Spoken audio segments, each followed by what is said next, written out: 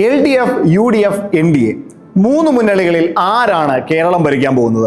നമ്മളെല്ലാവരും വിധി എഴുതി കഴിഞ്ഞു, വോട്ട് പെട്ടിയിലായി. ഈ വീഡിയോ ഇലക്ഷന് മുൻപിടാത്തതിന്റെ കാരണം ഇത് സ്വാധീനമുണ്ടാക്കരുത് എന്നുള്ളത് കൊണ്ടാണ്.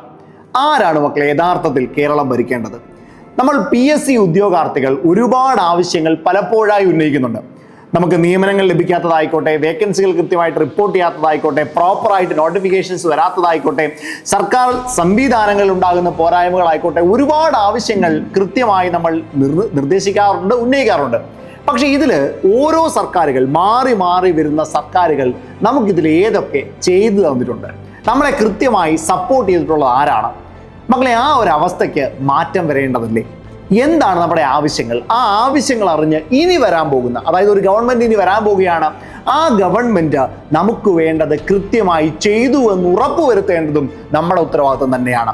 അത് പറയാനുള്ള ഒരു വേദിയാണ് ഈ വീഡിയോ. തീർച്ചയായും എന്താണ് നമ്മുടെ ആവശ്യങ്ങൾ? ഓരോ എക്സാമിലും LDക്ക് ഇപ്പൊ നിയമനം കൃത്യമായി നടക്കുന്നില്ല, LP UP എക്സാമുകൾ കൃത്യമായി നിയമനം നടക്കുന്നില്ല, അങ്ങനെ ഒട്ടനവധി ഫോഴ്സ് പരീക്ഷകളിൽ കൃത്യമായി നിയമനം നടക്കുന്നില്ല. എന്തുകൊണ്ടാണ് നിയമനം നടക്കാത്തത്? സർക്കാർ സംവിധാനങ്ങൾ ഏത് രീതിയിലാണ് പ്രവർത്തിക്കേണ്ടത്? വേക്കൻസികൾ റിപ്പോർട്ട് ചെയ്യേണ്ടത് എങ്ങനെയാണ്? അതേപോലെ പുതിയ നോട്ടിഫിക്കേഷനുകൾ എന്തെങ്കിലും പൂഴ്ത്തിവെക്കുന്നുണ്ടോ? ഇനിയും പൂഴ്ത്തി വെക്കപ്പെടുന്നുണ്ടെങ്കിൽ അതിനെ പുറത്തേക്ക് കൊണ്ടുവരേണ്ടത് എങ്ങനെയാണ്? ഇനി ഏതെങ്കിലും ഒരു പുതിയ ടെക്നോളജി ഈ PSC സംവിധാനങ്ങളെ കുറച്ചുകൂടി മെച്ചപ്പെട്ടതാക്കാനായിട്ട് നിങ്ങൾക്ക് നിർദ്ദേശിക്കാനുണ്ടോ? മക്കളെ, നിങ്ങളുടെ എല്ലാ നിർദ്ദേശങ്ങളും, നിങ്ങളുടെ എല്ലാ പരാതികളും ഈ ഒരു വീഡിയോയ്ക്ക് താഴെ കൃത്യമായി കമന്റ് ഇടാനായിട്ട് ശ്രമിക്കാം. ഇത് അധികാരി വർഗത്തിന്റെ മുൻപിൽ, ഇനി വരാൻ പോകുന്ന ഒരു ഗവൺമെന്റിന്റെ മുൻപിൽ തീർച്ചയായും എത്തപ്പെടേണ്ടതുണ്ട്.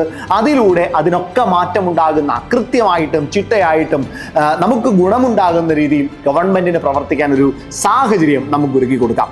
നിങ്ങളുടെ എല്ലാ സുഹൃത്തുക്കളിലേക്കും കൃത്യമായി വീഡിയോ എത്തിക്കാനായിട്ട് ശ്രമിക്കാം. അവരുടെയൊക്കെ നിർദ്ദേശങ്ങൾ ഈ വീഡിയോയ്ക്ക് താഴെ വരട്ടെ.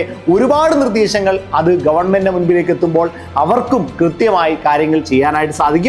അതിനുള്ളൊരു വേദിയായിട്ട് ഈ വീഡിയോ മാറട്ടെ. തീർച്ചയായും നിങ്ങളുടെ എല്ലാവരുടെയും നിർദ്ദേശങ്ങൾ, അഭിപ്രായങ്ങൾ, പരാതികൾ ഈ വീഡിയോയ്ക്ക് താഴെ കമന്റ് ആയിട്ട് ഇടുമെന്നുള്ളതാണ് പ്രതീക്ഷ.